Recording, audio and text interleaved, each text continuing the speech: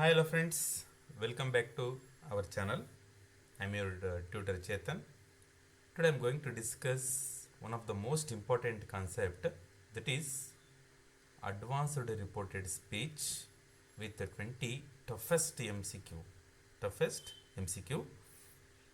ಇದು ತುಂಬ ಹೆಲ್ಪ್ ಆಗುತ್ತೆ ಸ್ನೇಹಿತರೆ. ಯಾರೆಲ್ಲ GPSTR ಎಕ್ಸಾಮ್ ಬರಿತಿದ್ದೀರಿ, HSTR ಬರಿತಾ ಇದ್ದೀರಿ, ಮತ್ತು ಇನ್ನೂ ಅನೇಕ ರೀತಿಯ ಯಾವುದೆಲ್ಲ ಈ ಕೆಯಿಂದ ಕಾಲ್ ಮಾಡ್ತಕ್ಕಂಥ ಎಕ್ಸಾಮು, ಅಥವಾ ನೆಕ್ಸ್ಟ್ ಮುಂದೆ ಬರ್ತಕ್ಕಂಥ TET CET ಅಥವಾ ಇನ್ನು ಯಾವುದೇ ಎಕ್ಸಾಮ್ಗಳಿಗೆ ಇದು ತುಂಬ ಹೆಲ್ಪ್ ಆಗುತ್ತೆ ಅಂತ ಹೇಳ್ತಾ, yes, let's begin this class. ಸ್ನೇಹಿತರೆ ನೋಡಿ, ಈ ಒಂದು ಕ್ಲಾಸಲ್ಲಿ ನಾವು ಈ ಒಂದು MCQಗಳ ಮೂಲಕ ವಿತ್ ರೂಲ್ಸನ್ನು ತಿಳ್ಕೊಳ್ತಾ ಹೋಗ್ತೀವಿ.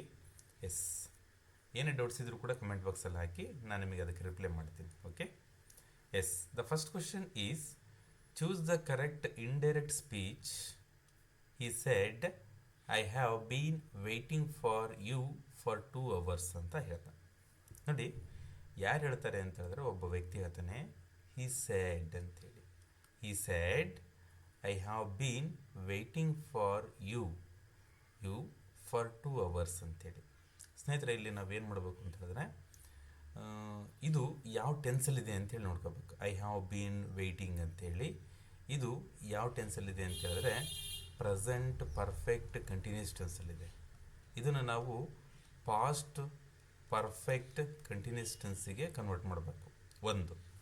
ಎರಡನೇದು, ಯಾವ ವ್ಯಕ್ತಿ ಹೇಳ್ತಾನಲ್ಲ ಆ ವ್ಯಕ್ತಿ ಜಾಗದಲ್ಲಿ ನಾವು ಆ ವ್ಯಕ್ತಿಯ ಬದಲಾಗಿ ಏನು ಮಾಡಬೇಕು ಅಂತ ಹೇಳಿದ್ರೆ, ಇದು ಅವನು ಹೇಳ್ತಾನೆ, ನಾನು ನಿನಗೋಸ್ಕರ 2 ಗಂಟೆಯಿಂದ ಕಾಯ್ತಾ ಇದ್ದೀನಿ ಅಂತ ಹೇಳ್ತಾನೆ. ಆದರೆ ನಾವೇನು ಮಾಡಬೇಕು ಅಂತ ಹೇಳಿದ್ರೆ, ಅದನ್ನು ಅವನು ನಿನಗೋಸ್ಕರ 2 ಗಂಟೆಯಿಂದ ಕಾಯ್ತಾ ಇದ್ದಾನೆ ಅಂತ ಹೇಳಬೇಕು ಅಲ್ವಾ? ಎಸ್. ನೋಡಿ, ಈ ಇದನ್ನು ಕಾಮ ತೆಗೆದು ಈ ಡಬಲ್ ಕೊಟೇಶನನ್ನು ತೆಗೆದ್ವಿ ಅಂತ ಹೇಳಿದ್ರೆ, ಅಲ್ಲಿ ದಟ್ ಆ್ಯಡ್ ಮಾಡಬೇಕು. ದಟ್ ಅಂದರೆ ಏನಂತ ಅಂದರೆ, ಅಂತ ಅಂತ. ಅವನು ಏನಂತ ಹೇಳಿದ ಅಂದರೆ, ಅವನು ನಿನಗೋಸ್ಕರ 2 ಗಂಟೆಯಿಂದ ಕಾಯ್ತಾ ಇದ್ದಾನೆ ಅಂತ ಕಾಯ್ತಾ ಇದ್ದ ಅಂತ ಹೇಳಿದ ಅಲ್ವಾ? ಸೊ ನಾವು ಇದನ್ನು ಮಾಡ್ತೀವಿ ನೋಡಿ. ಇವಾಗ ಈ ಸೆಡ್ ಈ ಏನು ರಿಮೂವ್ ಮಾಡಬೇಕು, ಈ ಕಾಮನ ರಿಮೂವ್ ಮಾಡಿ ದಟ್ ಆ್ಯಡ್ ಮಾಡಬೇಕು. He said that, then double quotation remove ಮಾಡಬೇಕು. ಈ ಸೆಡ್ ದಟ್, ಈ ಬರುತ್ತೆ, ಏನು ಬರುತ್ತೆ, ಐ ಜಾಗದಾಗ ಬರುತ್ತೆ. ಅವನು ಹೇಳಿದ್ದಲ್ವಾ, ಅವನು ಹೇಳಿದಂಗೆ ಹೇಳಬೇಕು. ಹ್ಯಾವ್ ಬೀನ್ ಇದ್ದಿದ್ದು ಹ್ಯಾಡ್ ಬೀನ್ ಆಗುತ್ತೆ. Had been waiting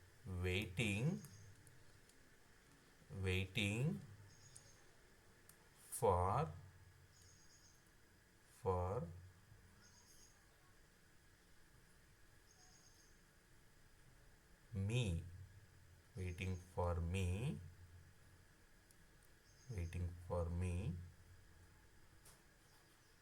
for 2 hours ಅಂತ ಹೇಳ್ತಾನೆ ಅಲ್ವಾ? ನೋಡಿ, ಇಲ್ಲಿ ಈ ಸೆಡ್ ಇದೆ, ಸೆಡ್ ಬಂತು. ಇಲ್ಲಿ ಈ ಅನ್ನೋದು ಸಬ್ಜೆಕ್ಟು, ಸೆಡ್ ಅನ್ನೋದು ವರ್ಬು. ಇಲ್ಲಿ ಆಬ್ಜೆಕ್ಟ್ ಇದ್ದರೆ ಸೆಡ್ ಬಿಕಮ್ಸ್ ಟೋಲ್ಡ್ ಆಗ್ತಾ ಇತ್ತು. ಅಂದರೆ ಆ ವ್ಯಕ್ತಿ ನಮಗೆ ಹೇಳ್ತಾ ಇದ್ದಾನೆ, ಯಾವ ವ್ಯಕ್ತಿಗೆ ಹೇಳಬೇಕು ಆ ವ್ಯಕ್ತಿ ಹೇಳ್ತಾ ಇದ್ದಾನೆ. ಏನಂತ ಹೇಳ್ತಾ ಇದ್ದಾನೆ, ಈ ಸೆಡ್ ಅಂದರೆ ನಾನೇ ಆ ಪ್ಲೇಸಲ್ಲಿದ್ದೀನಿ ಅಂತ ಅಂದ್ಕೊಟ್ರೆ, ಇನ್ನೊಬ್ಬ ನನಗೆ ಹೇಳ್ತಾ ಇದ್ದಾನೆ. ಈ ಸೆಡ್ ಅಂದರೆ ಅವನಿಗೆ ಹೇಳ್ತಾ ಇದ್ದ, ಇನ್ನೊಬ್ಬ ಮೂರನೇ ವ್ಯಕ್ತಿ ಕೇಳಿಸ್ಕೊಂಡು ಆ ವ್ಯಕ್ತಿ ಬೇರೆ ವ್ಯಕ್ತಿ ಹೇಳೋದನ್ನು ನಾವು ರಿಪೋರ್ಟೆಡ್ ಸ್ಪೀಚ್ ಅಂತ ಹೇಳ್ತೀವಿ ಇಲ್ಲಿ. ಆದರೆ ಮೂರನೇ ವ್ಯಕ್ತಿ ಹೇಳಲ್ಲ, ಈ ಕೇಳಿಸ್ಕೊಂಡಂಥ ವ್ಯಕ್ತಿನ ಹೇಳೋದ್ರಿಂದ ಮೀ ಆಗುತ್ತೆ. ಇಲ್ಲಿ ಅರ್ಥ ಆಗ್ತಿದೆಯಾ? ಈ said that he had been waiting for me for 2 hours. ಈ ಆಪ್ಷನಲ್ಲಿ ಎಲ್ಲಿದೆ? ಹ್ಯಾಸ್ ಬರಲ್ಲ, ಇದನ್ನು ತೆಗೆದುಬಿಡಿ. ವಾಸು ಬರಲ್ಲ. ಇಲ್ಲೂ ಹ್ಯಾಡ್ ಇದೆ ನೋಡಿ.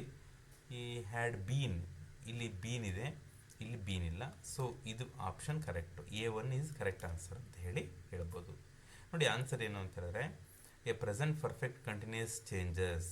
ನಾನು ಹೇಳಿದ್ದೀನಿ, present perfect continuous changes past perfect continuous ಟೆನ್ಸ್ಗೆ ಚೇಂಜ್ ಆಗುತ್ತೆ ಅಂತೇಳಿ. ಹ್ಯಾವ್ ಬೀನ್ ವೇಟಿಂಗ್ ಇದ್ದಿದ್ದು ಹ್ಯಾಡ್ ಬೀನ್ ವೇಟಿಂಗ್ ಆಗುತ್ತೆ. This is very important. Okay, yes ಸ್ನೇಹಿತರೆ, ಹಿಂಗೆ ನಿಧಾನಕ್ಕೆ ಅರ್ಥ ಮಾಡ್ಕೊಳ್ರಿ. Then second question, let's move to second question. She said to me. ಇಲ್ಲಿ ಶಿ ಅನ್ನೋದು ಸಬ್ಜೆಕ್ಟು, ಸೆಡ್ ಅನ್ನೋದು ವರ್ಬ್ ಆಗುತ್ತೆ, ಟು ಮೀ ಅನ್ನೋದು ಆಬ್ಜೆಕ್ಟ್ ಆಗುತ್ತೆ. Okay, why did you refuse the offer ಅಂತ ಹೇಳಿ ಕೇಳ್ತಾರೆ. Why did you refuse the offer ಅಂತ ಹೇಳಿ. ನೋಡಿ ಇದೇನಾಗುತ್ತೆ ಗೊತ್ತಾ, ಇಲ್ಲಿ ಇದು ಕ್ವಶನ್ ಇರೋದ್ರಿಂದ why did you refuse the offer ಅಂತ ಹೇಳಿ ಇಲ್ಲಿ ಏನಾಗುತ್ತೆ, ಶಿ ಆಸ್ಕ್ಡ್ ಆಗಬೇಕು. ಏನಾಗಬೇಕು, ಶಿ ಆಸ್ಕ್ಡ್. ಅರ್ಥ ಆಗ್ತಿದೆಯಲ್ವಾ? ಶಿ ಆಸ್ಕ್ಡ್ ಯಾರಿಗೆ? ಮೀ. She asked me. ಅರ್ಥ ಆಗ್ತಿದೆಯಲ್ವಾ? She asked me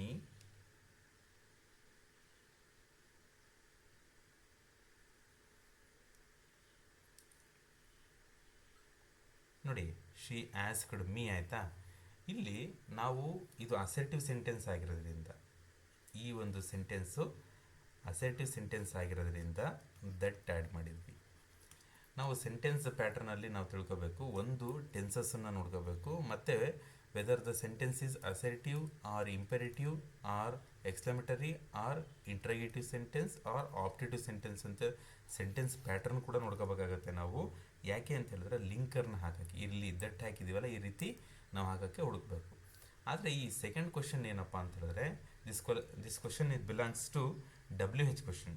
WH question ಆಗಿರೋದ್ರಿಂದ ನಾವೇನು ಮಾಡ್ತೀವಿ ಅಂತ ಹೇಳಿದ್ರೆ, ಇಲ್ಲಿ ಶಿ ಆಸ್ಕ್ಡ್ ಮೀ ವೈ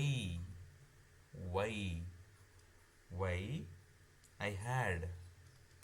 ಇಲ್ಲಿ ಏನಾಗುತ್ತೆ ಗೊತ್ತಾ, ವೈ ಡಿಡ್ ಯು ಅನ್ನೋದ್ರೆ ಆ ವ್ಯಕ್ತಿಗೆ ಹೇಳೋದು. ಇಲ್ಲಿ ಅವಳಿಗೆ ಕೇಳ್ತಾಳೆ ಅಂದರೆ ನನಗೆ ಕೇಳ್ತಾಳೆ ಅಂಥೇಳಿ ನಾನೇ ಹೇಳ್ತಾ ಇದ್ದೀನಿ ಅಂತ ಅಂದ್ಕೊಳ್ಳಿ. ಇವಾಗ ಶಿ ಸೆಡ್ ಟು ಮೀ, ಅವಳು ನನಗೆ ಹೇಳಿದ್ಲು why did you refuse the offer, ಯಾಕೆ ಆಫರ್ನ ಮಿಸ್ ಮಾಡಿಕೊಂಡೆ ನಾನು. ಅದಕ್ಕೆ ನಾನೇನು ಹೇಳ್ತೀನಿ, ಶಿ ಆಸ್ಕ್ಡ್ ಮೀ, ಅವಳು ನನಗೆ ಕೇಳಿದ್ಲು. ವೈ ಏನಾಗುತ್ತೆ, ಐ ಬರೀಬೇಕು. Y I had refused the offer. ಇಷ್ಟೇ, ಮುಗೀತು ಅಲ್ವಾ? ಈ ಆನ್ಸರ್ ಎಲ್ಲಿದೆ ನೋಡೋಣ ಇದರಲ್ಲಿ. ನೋಡಿ ಇಲ್ಲಿ ನಾವೇನು ಚೇಂಜ್ ಮಾಡಿದ್ವಿ, ಇಲ್ಲಿ ಇದು WH ಕ್ವಶನ್ ಆಗಿರೋದ್ರಿಂದ ನಾವು ಇಲ್ಲಿ ಏನೂ ಆ್ಯಡ್ ಮಾಡಬಾರ್ದು, ಜಸ್ಟ್ ಹಾಗೆ ಆ್ಯಸ್ ಇಟ್ ಈಸ್ ಬರೀಬೇಕು. She asked me why I had refused the offer. ಅವಳು ನನಗೆ ಕೇಳಿದ್ಲು ನೀನು ಯಾಕೆ ಆಫರ್ನ ರೆಫ್ಯೂಸ್ ಮಾಡಿದಿ ಅಂಥೇಳಿ ನಾನು ಹೇಳಬೇಕಲ್ವಾ. Yes, she asked me why I had refused the offer, ಇದೇ answer. She asked me why did ಬರಲ್ಲ, ಇಲ್ಲಿ ಡಿಡ್ ಬದಲಿಗೆ ನಾವು ಹ್ಯಾಡ್ ಬರಿತೀವಿ. ಅರ್ಥ ಆಗ್ತಿದೆಯಲ್ವಾ? ಡಿಡ್ ಬದಲಿಗೆ ನಾವೇನು ಬರಿತೀವಿ, ಹ್ಯಾಡ್ ಬರಿತೀವಿ. ಸೊ ಇದು ಬರಲ್ಲ. ಶಿ ಟೋಲ್ಡ್ ಅಂತ ಬರಲ್ಲ, ಯಾಕೆಂದರೆ ಅವಳು ಕ್ವಶನ್ ಮಾಡಿರೋದು ಇಲ್ಲಿ. Yes, she asked me why I refused the offer ಅಂತ ಬಂತು. ಇದು ನೋಡಿ, ಇದು ಸಿಂಪಲ್ ಪಾಸ್ಟಲ್ಲಿದೆ. ಸಿಂಪಲ್ ಪಾಸ್ಟಲ್ಲಿ ಇದ್ದಾಗ ನಾವೇನು ಮಾಡಬೇಕು ಅಂತ ಹೇಳಿದ್ರೆ ಪಾಸ್ಟ್ ಪರ್ಫೆಕ್ಟಿಗೆ ಕನ್ವರ್ಟ್ ಮಾಡಬೇಕು. ಪಾಸ್ಟ್ ಪರ್ಫೆಕ್ಟ್ ಅಂತ ಹೇಳಿದ್ರೆ ಹ್ಯಾಡ್ ರೆಫ್ಯೂಸ್ಡೇ ಬರುತ್ತೆ. So option A correct answer. ಯಾರೆಲ್ಲ ಆಪ್ಷನ್ ಎ ಕರೆಕ್ಟ್ ಆನ್ಸರ್ ಕೊಟ್ಟಿದ್ದೀರಿ, ಕರೆಕ್ಟ್ ಇದೆ ನಿಮ್ಮ ಆನ್ಸರ್. ನೀವು ಕೂಡ ಮಾಡಬೇಕು. ನೆಕ್ಸ್ಟ್ ಮೂರನೇ question, the teacher said the earth revolves around the sun. The teacher said earth revolves around the sun. Okay, ಇದು ಯಾವ ಸೆಂಟೆನ್ಸು? Assertive sentence. ಯಾವ ಟೆನ್ಸಲ್ಲಿದೆ ನೋಡಿ, ಫಸ್ಟ್ ಒನ್ನು ಯಾವ ಸೆಂಟೆನ್ಸ್ ಅಂತ ನೋಡ್ಕೋಬೇಕು. ನೆಕ್ಸ್ಟ್ ಇದು ಯಾವ ಸೆಂಟೆನ್ಸಲ್ಲಿದೆ ಅಂತ ಹೇಳಿದ್ರೆ, ಇದು ಪ್ರೆಸೆಂಟ್ ಟೆನ್ಸಲ್ಲಿದೆ ನೋಡಿ. ದ ಟೀಚರ್ ಸೆಡ್, ನಾನು ಅದನ್ನು ಮಾಡ್ತೀನಿ ನೋಡಿ. ಈಗ ದ ಟೀಚರ್ ಸೆಡ್ ದಟ್ ಏನಂತ ಹೇಳಿದರು ಅಂತ ಹೇಳಿದ್ರೆ, that the earth revolves around the sun. ಏನು ಸರ್, ಏನು ಚೇಂಜ್ ಮಾಡಲಿಲ್ಲ ಅಂತ ಹೇಳಿದ್ರೆ, ಎಸ್. ಯಾಕೆ ಅಂತ ಹೇಳಿದ್ರೆ ಈ ಯೂನಿವರ್ಸಲ್ ಟ್ರುತ್ ಅಂತ ಬರ್ತವೆ. ಬ್ಲಡ್ ಈಸ್ ರೆಡ್ ಅಂತ ಬರುತ್ತೆ. ಅರ್ಥ ಆಗ್ತಿದೆಯಾ? The sun rises in the east ಅಂತ ಬರುತ್ತೆ. ಇವೆಲ್ಲ ಬಂದಾಗ ನೋಡಿ, water boils at 100 degree Celsius, water freezes at 0 degree Celsius, ಇವೆಲ್ಲ ಬಂದಾಗ ಏನಾಗುತ್ತೆ ಅಂತ ಹೇಳಿದ್ರೆ ಅವು ಯೂನಿವರ್ಸಲ್ ಟ್ರುತ್ತು, ನಾವು ಅದನ್ನು ಚೇಂಜ್ ಮಾಡೋಕ್ಕಾಗಲ್ಲ. ಅರ್ಥ ಆಗ್ತಿದೆಯಾ? ಅದಕ್ಕೋಸ್ಕರ ಅವು ಆ್ಯಸ್ ಇಟ್ ಈಸ್ ಸೇಮ್ ಇರಬೇಕು ಅಂಥೇಳಿ ಈ ಆನ್ಸರ್ ಇಲ್ಲಿದೆ ನೋಡೋಣ. The teacher said that the earth revolved ಆಗಲ್ಲ. Next the teacher said that the earth revolves around the sun. Yes, ಇದೆ answer. The teacher said that the earth had revolved ಅಲ್ಲ. ಇಲ್ಲಿ the teacher told ಆಗಲ್ಲ, ಯಾಕೆಂದರೆ teacher said become ಸೆಡ್ಡೇ ಆಗುತ್ತೆ. S. So ಇಲ್ಲಿ ಏನಾಗುತ್ತೆ ಗೊತ್ತಾ, ಇಲ್ಲಿ ನೋಡಿಲ್ಲಿ a universal truth normally does not undergo tense back shift. ಇದು ಟೆನ್ಸಿಗೆ ಹೋಗಲ್ಲ, ಇದು ಪ್ರೆಸೆಂಟಲ್ಲಿ ಸಿಂಪಲ್ ಪ್ರೆಸೆಂಟಲ್ಲಿ ಇದ್ದರೆ ಸಿಂಪಲ್ ಪಾಸ್ಟಿಗೆ ಹೋಗಲ್ಲ. So as it is remains same ಇರುತ್ತೆ ಅಂತ ಹೇಳಿ ನಿಮಗೆ ಗೊತ್ತಿರಬೇಕು. ಎಸ್, ಇದು ಆಪ್ಷನ್ ಯಾವುದು, ಸೆಕೆಂಡ್ ಬಿ ಕರೆಕ್ಟ್ ಆನ್ಸರ್ ಆಗುತ್ತೆ ಸ್ನೇಹಿತರೆ. ಓಕೆ, ನೆಕ್ಸ್ಟ್ ನೋಡಿ 4ನೇ ಕ್ವಶನ್ನು. ಹಿ ಸೆಡ್ ಏನು, he said I will have completed the work by tomorrow ಅಂತ ಇದೆ. ಯಾರು ಹೇಳಿದ್ರು, ಅವನು ಹೇಳಿದ ಅಂತಲ್ವಾ. he said ಅಂತ ಇದೆ. he said ನೋಡಿ, ಇದು ಫಸ್ಟು ಯಾವ ಟೆನ್ಸಲ್ಲಿದೆ ನೋಡ್ಕೋಣ. ಯಾವ ಇದರಲ್ಲಿ ಸೆಂಟೆನ್ಸ್ ಅಂತ ಹೇಳಿದ್ರೆ ಅಸೆಟಿವ್ ಸೆಂಟೆನ್ಸ, ಮತ್ತು ಯಾವ ಟೆನ್ಸಲ್ಲಿದೆ ಇದು ಫ್ಯೂಚರ್ ಟೆನ್ಸಲ್ಲಿದೆ. ಇದು ಯಾವ ಟೆನ್ಸಲ್ಲಿದೆ, ಇದು ಫ್ಯೂಚರ್ ಟೆನ್ಸಲ್ಲಿದೆ, ಫ್ಯೂಚರ್ ಪರ್ಫೆಕ್ಟಲ್ಲಿದೆ ಅಂತ. ಇವಾಗ ನೋಡಿ, he said I will have completed the work by tomorrow ಅಂತ ಇದೆ. ಇವಾಗ ಏನಾಗುತ್ತೆ ನೋಡಿ, ಹಿ ಸೆಡ್ ಇಲ್ಲೇ ಬರೀತೀನಿ. ಹಿ ಸೆಡ್ ಇದು ಅಸೆಟಿವ್ ಸೆಂಟೆನ್ಸ್ ಆಗಿರೋದ್ರಿಂದ ದಟ್ ಆ್ಯಡ್ ಮಾಡ್ತೀನಿ. he said that ಇದು ಐ ಅಂತ ಅವನೇ ಹೇಳೋದು. he would have completed the work by tomorrow ಇದ್ದಿದ್ದು ದ ಫಾಲೋಯಿಂಗ್ ಡೇ ಆಗುತ್ತೆ. ಇಷ್ಟೇ, ಮತ್ತಿನ್ನೇನಿಲ್ಲ. ನೋಡಿ, ಈ ಆನ್ಸರ್ ಯಾರು ಕೊಟ್ಟಿದ್ದೀರಿ, ಅಥವಾ ದ ಫಾಲೋಯಿಂಗ್ ಡೇ ಅಥವಾ ದ ನೆಕ್ಸ್ಟ್ ಡೇ ಆಗುತ್ತೆ. ದ ನೆಕ್ಸ್ಟ್ ಡೇ ಎರಡರಲ್ಲಿ ಯಾವ್ದು ಬರೆದ್ರೂ ಕರೆಕ್ಟು. ದ ಬರೆದು ಬರೀಬೇಕು, ಬರೀ ಫಾಲೋಯಿಂಗ್ ಡೇ ನೆಕ್ಸ್ಟ್ ಡೇ ಅಂತ ಬರೆಯೋಂಗಿಲ್ಲ, ದ ಬರೆದು ಬರೀಬೇಕಾಗತ್ತೆ. The following day or the next day ಅಂಥೇಳಿ ಎರಡೂ ಓಕೆ. ಇದರಲ್ಲಿ ಆನ್ಸರ್ ನೋಡೋಣ ಇವಾಗ. he said that ಅಷ್ಟರಲ್ಲೂ he said that ಇದೆ.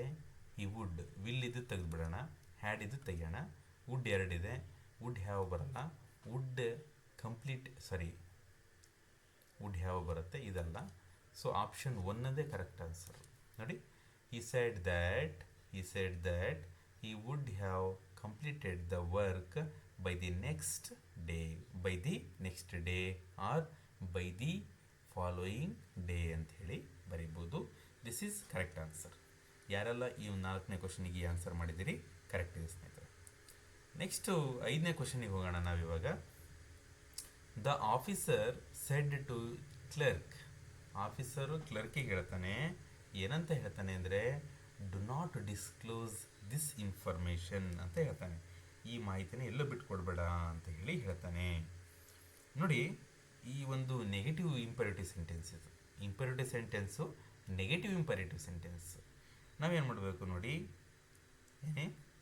ಈ ನೆಗೆಟಿವ್ ಇಂಪರೇಟಿವ್ ಸೆಂಟೆನ್ಸ್ ಇದ್ದಾಗ ನಾವು ಇಲ್ಲಿ ನೋಡಿ, ದ ಆಫೀಸರ್ ಇಲ್ಲೇ ಬರಿತೀನಿ, ಇದು ನೆಗೆಟಿವ್ ಇಂಪರೇಟಿವ್ ಸೆಂಟೆನ್ಸು.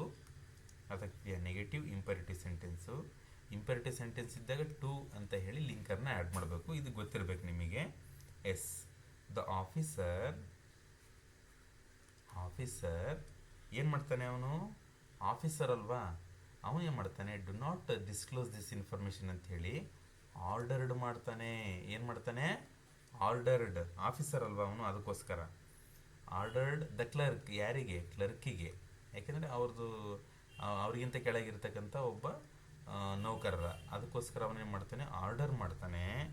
ಏನಂತ ಆರ್ಡರ್ ಮಾಡ್ತಾನೆ ಅಂತ ಹೇಳಿದ್ರೆ, ordered the clerk not. Do ಇದ್ದಾಗ ನಾಟ್ ಬರುತ್ತೆ, ಅರ್ಥ ಆಗ್ತಿದೆಯಾ. ಡು ನಾಟ್ ಅಂತ ಇದ್ದಾಗ not to disclose disclose this ಇದೆಯಲ್ವಾ ಇಲ್ಲಿ ದಟ್ ಆಗುತ್ತೆ, ದಟ್ ಇನ್ಫಾರ್ಮೇಷನ್ ಅಂತ ಆಗುತ್ತೆ. ಇಷ್ಟೇ, ದಟ್ ಇನ್ಫಾರ್ಮೇಷನ್ ಇಷ್ಟೇ.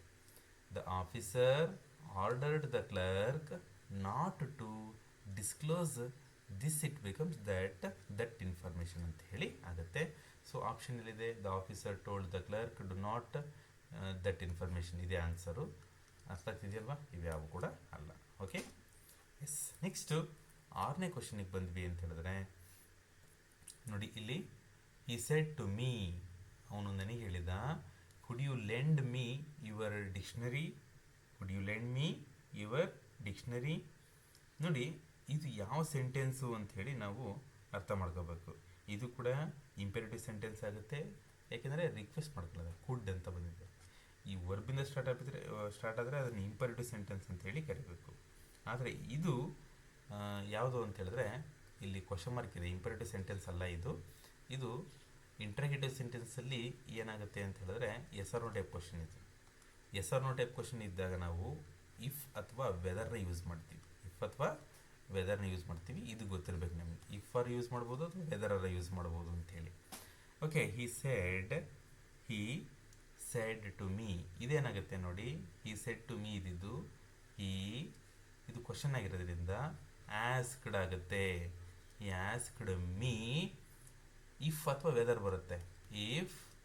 ಇಫ್ ಇಲ್ಲಿ ಸಬ್ಜೆಕ್ಟ್ ಫಸ್ಟ್ ಬರುತ್ತೆ, ಆಮೇಲೆ ವರ್ಬ್ ಬರುತ್ತೆ. ಇಫ್ ಏನು ಕುಡ್ ಯು ಅಂತ ಹೇಳಿದಾಗ ಏನು ಬರುತ್ತೆ ಅಂದರೆ ಯು ಜಾಗದಲ್ಲಿ ಐ ಬರುತ್ತೆ. ಯಾಕೆ ಅಂದರೆ ಅವನು ನನಗೆ ಕೇಳಿದಾನೆ ಐ. ಇಫ್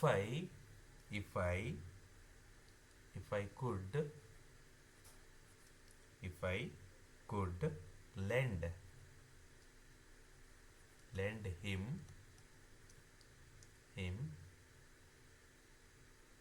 ಮೈ ಡಿಕ್ಷನರಿ ಅಂಥೇಳಿ ಆನ್ಸರ್ ಬರುತ್ತೆ. ಮೈ ಡಿಕ್ಷನರಿ ಅಂಥೇಳಿ ಫುಲ್ ಸ್ಟಾಪ್. ನೋಡಿ, ಹಿ ಆಸ್ಕ್ಡ್ ಮೀ, ಅವನು ನನಗೆ ಕೇಳ್ತಾನೆ. ಏನಂತ ಕೇಳಿದ ಅಂದರೆ, ಈ ಥರ ಇದ್ದಾಗ ಸ್ವಲ್ಪ ಕನ್ಫ್ಯೂಸ್ ಆಗ್ತೀರಾ, ಸ್ವಲ್ಪ ಅರ್ಥ ಮಾಡ್ಕೊಳ್ಳಿ. ಇಲ್ಲಿ ಅವನು ನನಗೆ ಕೇಳ್ತಾನೆ, if I could lend him, ನಾನು ಅವನಿಗೆ ಕೊಡಬೇಕಂತೆ ಮೈ ಡಿಕ್ಷನರಿ, ಯಾರ್ದು? ನನ್ನ ಡಿಕ್ಷನರಿನ ಅಂಥೇಳಿ. ಅರ್ಥ ಆಗ್ತಿದೆಯಾ? ಎಸ್. ಈ ಆನ್ಸರ್ ಯಾರ್ಯಾರು ಬರ್ತಿದ್ದೀರಿ ಕರೆಕ್ಟು. ಅದೆಲ್ಲಿದೆ ನೋಡಿ, he asked me if I could lend him my dictionary. Answer A, correct answer. ಇವ್ಯಾವ ಅಲ್ಲ. ಓಕೆ, ನೆಕ್ಸ್ಟ್ ಕ್ವಶನ್ನು 7ನೇ ಕ್ವಶನ್ ನೋಡಿ. ಇಲ್ಲಿ she said what a beautiful painting it is. ನೋಡಿ, ಈ ಕ್ವಶನನ್ನು ನಾವು ಹೆಂಗೆ ಅಂತ ಹೇಳಿದ್ರೆ ಇದು ಎಕ್ಸ್ಕ್ಲಮೇಟರಿ ಸೆಂಟೆನ್ಸ್ ಅಂತೇಳಿ ಕನ್ಸಿಡರ್ ಮಾಡ್ತೀವಿ. ಯಾಕೆ ಎಕ್ಸ್ಕ್ಲಮೇಷನ್ ಮಾರ್ಕ್ ಇದೆ? ಎಕ್ಸ್ಕ್ಲಮೇಟರಿ ಸೆಂಟೆನ್ಸಿಗೂ ಕೂಡ ನಾವೇನು ಮಾಡ್ತೀವಿ ಅಂತ ಹೇಳಿದ್ರೆ ದಟ್ ಆ್ಯಡ್ ಮಾಡ್ತೀವಿ. ನೋಡಿ, ಅವಳು ಸ್ವಲ್ಪ ಎಕ್ಸೈಟ್ಮೆಂಟಾಗಿ ಹೇಳಿದಲ್ಲ, what a beautiful painting it is ಅಂತ ಹೇಳಿ ನಾವೇನು ಮಾಡಬೇಕು? ಶಿ ಸ್ಯಾಡ್ ಅಂತ ಬರಿಬಾರ್ದು. ಯಾಕೆ? ಇಲ್ಲಿ ಅವಳು ಆಶ್ಚರ್ಯದಿಂದ ಹೇಳಿದ್ರಿಂದ ಎಕ್ಸ್ಕ್ಲಮೈಂಡ್ ಅಂತ ಬರೀಬೇಕು. ಎಕ್ಸ್ಕ್ಲಮೈಡ್ ಏನು? ದಟ್. ಯಾಕೆ? ಎಕ್ಸ್ಕ್ಲಮೇಟರಿ ಸೆಂಟೆನ್ಸ್ಗೂ ದಟ್ ಬರುತ್ತೆ ಲಿಂಕರ್ ಆಗಿ. She exclaimed that a beautiful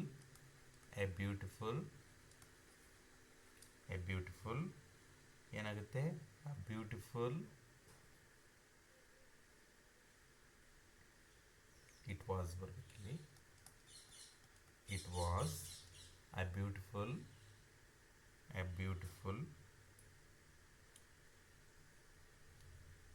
very beautiful. It was a very beautiful. ಒಂದು ನಿಮಿಷ, ಇಲ್ಲಿ ಎಕ್ಸ್ಕ್ಲಮೇಟರಿ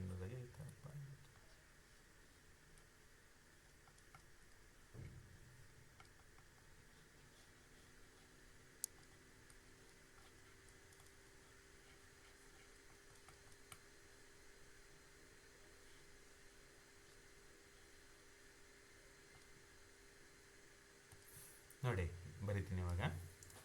ಶಿ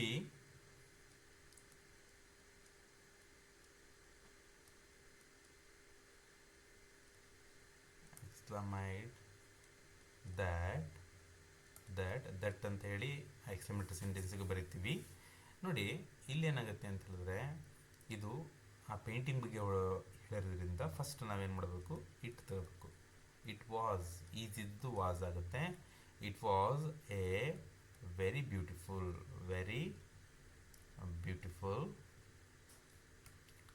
ಪೇಂಟಿಂಗ್ ಅಂತ ಹೇಳಿ ಆಗುತ್ತೆ. It was a very beautiful painting ಅಂತ ಹೇಳಿ ಆಗುತ್ತೆ. ಇದು ನೋಡಿ, ಇಲ್ಲೂ ಅಲ್ಲ, ಸೆಡ್ ಇದೆ, ಆಸ್ಕ್ಡ್ ಅಲ್ಲ, ಟೋಲ್ಡ್ ಅಲ್ಲ. ಸೊ ಆಪ್ಷನ್ ಬಿ ಅನ್ನೋದು ಕರೆಕ್ಟ್ ಆನ್ಸರ್ ಆಗುತ್ತೆ. ನೋಡಿ, an expression admiration becomes exclaimed with admiration ಇರಬೇಕು ಅಂತ ಹೇಳ್ತಾ ಇದೆ. ನೋಡಿ, ಸೆಡ್ ಇದ್ದು ಎಕ್ಸ್ಲಮೈಂಡ್ ಅಂತ ಆಗುತ್ತೆ. ಯಾಕೆ ಅಂತಂದರೆ ಎಕ್ಸ್ಕ್ಲಮೇಟರಿ ಸೆಂಟೆನ್ಸ್ ಆಗಿರೋದ್ರಿಂದ.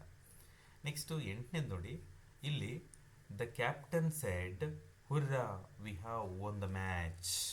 ನೋಡಿ, ಇದು ಕೂಡ ಎಕ್ಸ್ಕ್ಲಮೇಟರಿ ಸೆಂಟೆನ್ಸೇ, one of the exclamatory question ಕೂಡ ಇದು ಕೂಡ. ನೋಡಿ, ಇಲ್ಲೇನು ಮಾಡಬೇಕು ಅಂತ ಹೇಳಿದ್ರೆ, ಈ ಹುರ್ರ ಅನ್ನೋದು ನಮ್ಮನ್ನು ಅಲ್ಲೊಂದು ಇದನ್ನು ಬರೆಯೋಕೆ ಹಚ್ಚುತ್ತೆ. ಏನಂತ ಹೇಳಿ ನೋಡಿ, ಈ ಹುರ್ರ ಅಂತ ಹೇಳಿದ್ರೆ ದ ಕ್ಯಾಪ್ಟನ್, ಆ ಕ್ಯಾಪ್ಟನ್ ಹೇಳ್ತಾನೆ, ಏನಂತ ಹೇಳ್ತಾನೆ ಅಂತ ಹೇಳಿದ್ರೆ ವಿತ್ ಜಾಯ್. ಎಲ್ಲಿದೆ with joy, exclaimed with joy ಅಂತ ಇರಬೇಕು. ಇದು ಅಲ್ಲ, ಇದು ಅಲ್ಲ, ಇದು ಅಲ್ಲ, ಇದೇ answer. The captain exclaimed with joy. ಅವನೇನು ಮಾಡ್ತಾನೆ ಅಂತ ಹೇಳಿದ್ರೆ ತುಂಬ ಖುಷಿಯಾಗಿ ಹೇಳ್ತಾನೆ. ಏನಂತ ಹೇಳ್ತಾನೆ ಅಂತ ಹೇಳಿದ್ರೆ ದಟ್ ವಿ ಅಂತ ಇದೆ. ವಿ ಅಂತ ಹೇಳಿದ್ರೆ ಅವರು ಅಂತ ನಾವು ಮಾಡಬೇಕು. ಅವ್ರು ನಾವು ಅಂತ ಹೇಳ್ಕೊಂಡಿರ್ತಾರೆ, ನಾವು ಗೆದ್ವಿ ಮ್ಯಾಚನ್ನು ಅಂಥೇಳಿ.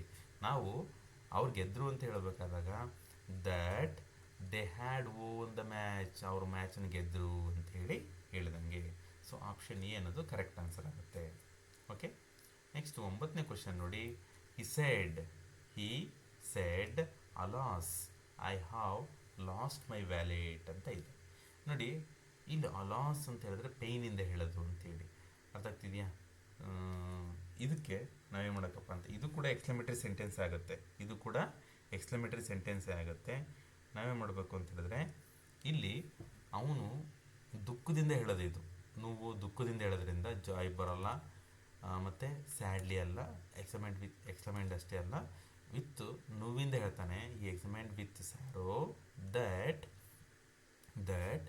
he had lost his wallet. ಅವನು ಹೇಳ್ತಾನೆ, ನಾನು ನನ್ನ ಪರ್ಸ್ ಕಳ್ಕೊಂಡೆ ಅಂತೇಳಿ. ನಾನು ನನ್ನ ಪರ್ಸು ಅಂತ ಹೇಳ್ತೀನಿ. ನಾವೇನು ಮಾಡಬೇಕು, ಅವನ ಪರ್ಸ್ ಕಳ್ಕೊಂಡ ಅಂತ ಹೇಳಬೇಕಾದಾಗ he lost his wallet ಅಂತ ಹೇಳಬೇಕಾಗುತ್ತೆ. he had lost his wallet ಅಂತ ಹೇಳಬೇಕಾಗುತ್ತೆ. ಸೊ ಆಪ್ಷನ್ ಬಿ ಅನ್ನೋದು ಕರೆಕ್ಟ್ ಆನ್ಸರ್ ಆಗುತ್ತೆ.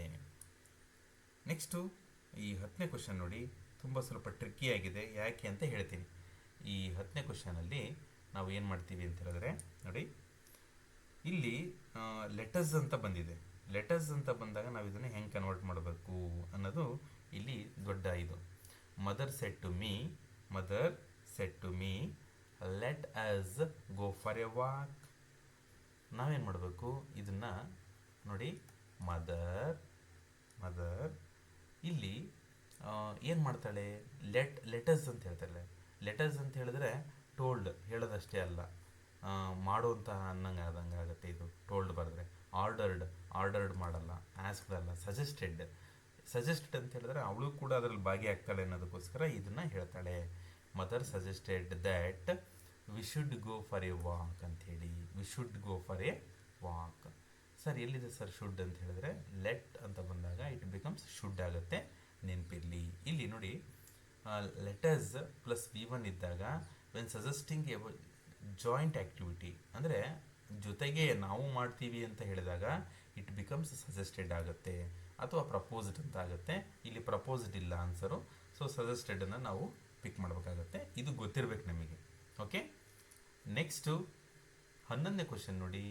11ನೇ ಕ್ವಶನಲ್ಲಿ he said let me handle the situation. ನಾನು ಹ್ಯಾಂಡಲ್ ಮಾಡಲ ಸಿಚುಯೇಷನ್ನು ಅಂತ ಹೇಳಿ ಕೇಳೋದಿದು. ಈ ಒಂದು ಕ್ವಶನ್ನಿಗೆ ನಾವೇನು ಮಾಡಬೇಕು ಅಂತಂದರೆ, ಲೆಟ್ ಮೀ ಇದ್ದಾಗ ಆಫರ್ಡ್, ಅವರಿಗೆ ಆಫರ್ ಮಾಡ್ತಾ ಇರೋದು ಹೆಲ್ಪ್ ಕೊಡೋಕ್ಕೆ. So let me handle the situation, ನನಗೆ ಬಿಡ್ತೀರಾ, ಹೆಲ್ಪ್ ಮಾಡಿದೆ, ನಾನು ನಿಮಗೆ ಈ ಸಿಚುಯೇಷನ್ನ ಕಂಟ್ರೋಲ್ ಮಾಡೋಕ್ಕೆ ಹೆಲ್ಪ್ ಮಾಡ್ತೀನಿ ಅಂತ ಕೇಳಿದಂಗೆ.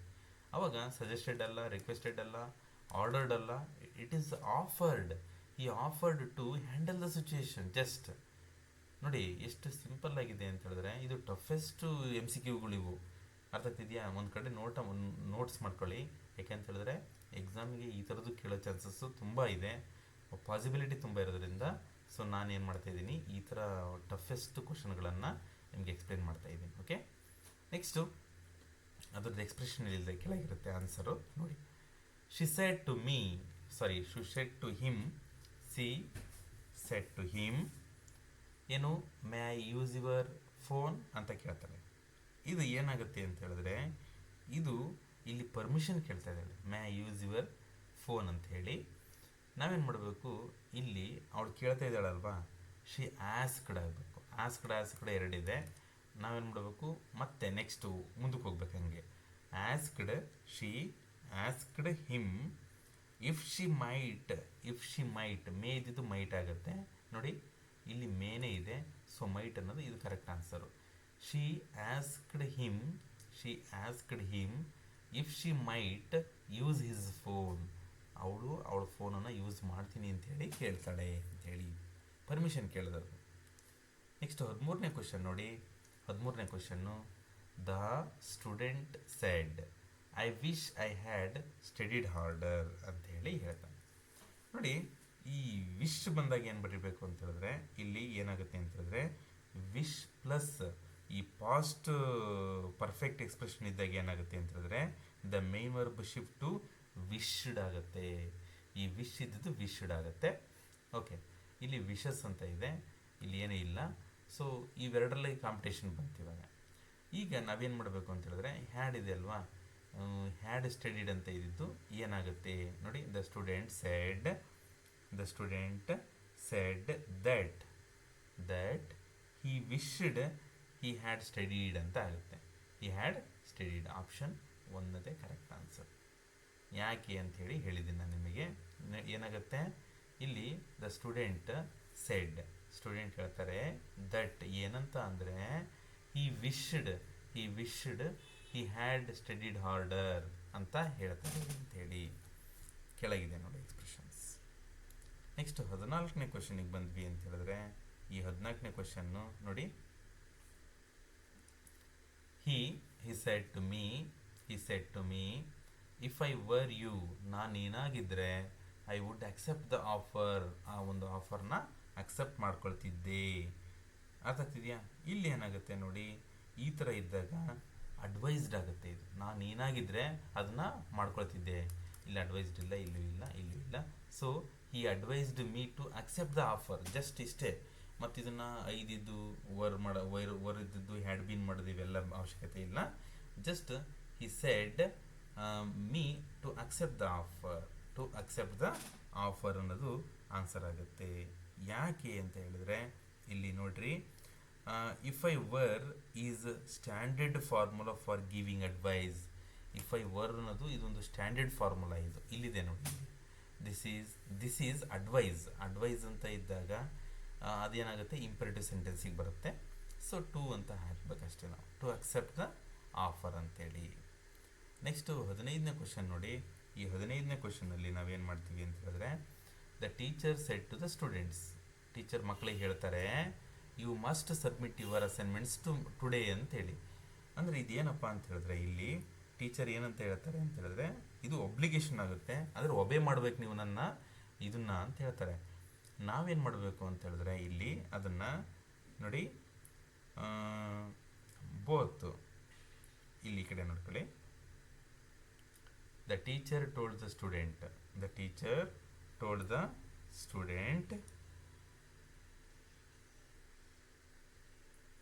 ಇಲ್ಲಿ the teacher told the students that ಬರುತ್ತೆ. ಯಾಕೆ ಅಂತ ಹೇಳಿದ್ರೆ imperative sentence. They must submit their assignments that day. ಎರಡಿದೆ, ಇವೆರಡು ಕೂಡ ಕರೆಕ್ಟ್ ಆನ್ಸರ್. ಎರಡು ಕೂಡ ಕರೆಕ್ಟ್ ಆನ್ಸರ್. ಯಾಕೆ? The teacher told the students that they had to. Must ಇದ್ದಿದ್ದು ಹ್ಯಾಡ್ ಟುನೂ ಆಗುತ್ತೆ, ಮಸ್ಟು ಆಗುತ್ತೆ. So both are correct. ಎರಡು ಕೂಡ ಕರೆಕ್ಟ್ ಇದೆ, ಇವೆರಡು ತಪ್ಪಿದೆ. So option A B correct answer ಆಗುತ್ತೆ. ಅರ್ಥ ಆಗ್ತಿದೆಯಾ? A and B can correct depending ಅಂತ. ಇದು ನೋಡಿ, ಇಲ್ಲಿ ಸಿ ಅಂತ ಇದೆಯಲ್ಲ, ಎ ಮತ್ತು ಬಿ ಕರೆಕ್ಟ್ ಅಂತ ಹೇಳಿದ್ದೀನಿ ಅಷ್ಟೇ. ಓಕೆ. ನೆಕ್ಸ್ಟು 16ನೇ ಕ್ವಶನಿಗೆ ಬಂದ್ವಿ ಅಂತ ಹೇಳಿದ್ರೆ, ಈ 16ನೇ ಕ್ವಶನ್ ನೋಡಿ. 16ನೇ ಕ್ವಶನ್ ಏನು ಹೇಳುತ್ತೆ, ಸರಿ ಮೇಲೆ ಹೋಯ್ತದು.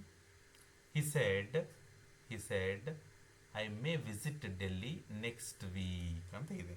I may visit Delhi next week ಅಂತ ಇದೆ. ಇದು ಏನಾಗಬೇಕು ನೋಡಿ. ಹಿ ಸೆಡ್ ಇದು ಯಾವ ಇದರಲ್ಲಿದೆ, ಅಸರ್ಟಿವ್ ಸೆಂಟೆನ್ಸ್ ಇದೆ ನೋಡಿ. ಹಿ ಸೆಡ್ ದಟ್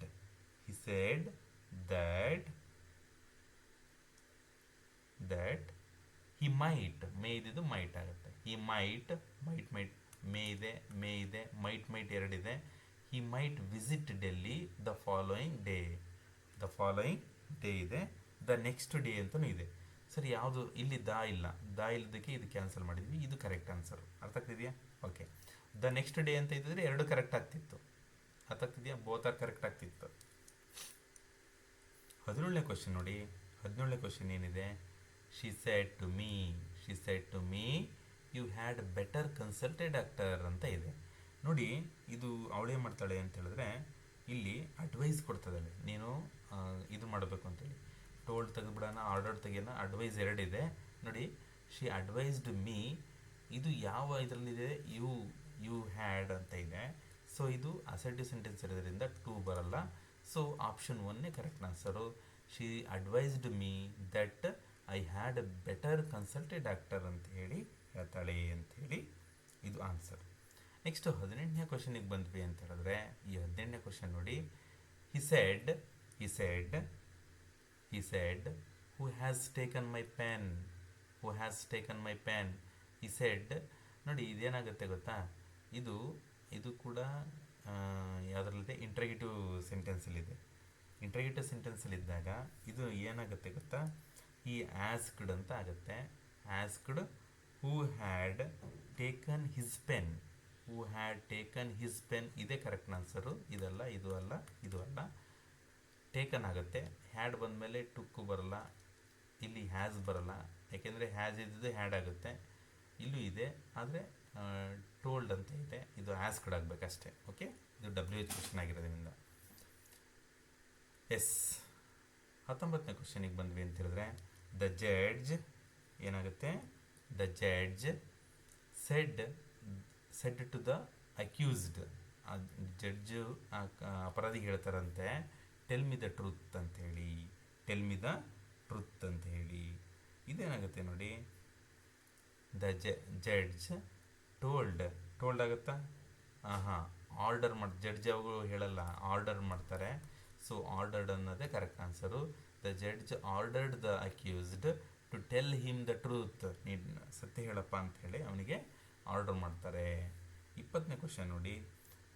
ಏನು, he said I would rather stay here then go there ಅಂಥೇಳಿ. ಇದೇನಾಗುತ್ತೆ ನೋಡಿ, ಇಲ್ಲಿ he said that he would rather stay there than go there ಆಗುತ್ತೆ. than go there.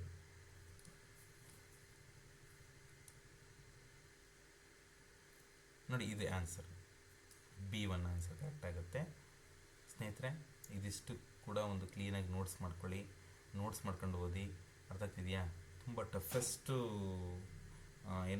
ಇದು MCQ, ಇದು ಅಡ್ವಾನ್ಸ್ ಲೆವೆಲಲ್ಲಿ ನಾನು ನಿಮಗೆ ತೆಗೆದು ಇದನ್ನು ವೀಡಿಯೋ ಮಾಡಿದ್ದೀನಿ.